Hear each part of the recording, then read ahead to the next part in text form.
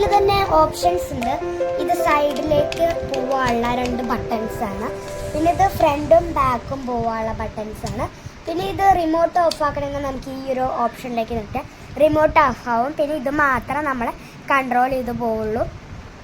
ഇനി ഇതിൽ മോഡുകളുണ്ട്. ഇവിടെ നോക്കി കഴിഞ്ഞാൽ കുറേ മോഡുകൾ നമുക്ക് കിട്ടാം. ഇത് സൗണ്ട് കുറയ്ക്കലൊക്കെയാണ്. ഇത് ബുക്ക് വായിക്കും, ബുക്കിൽ നിന്ന് ചോദ്യങ്ങൾ നമ്മളുടെ അടുത്ത് ചോദിക്കും, ചൈനീസിൽ ചോദിക്കും. പിന്നെ പാട്ട് പാടും, അത് ബുക്കിൽ നോക്കി പഠിച്ച ഇതിനൊരു ആപ്പ് ഉണ്ട്. ആ ആപ്പ് ഡൗൺലോഡ് ചെയ്തിട്ട് കൺട്രോൾ ചെയ്യണം. അപ്പോൾ പാട്ടൊക്കെ പാടും.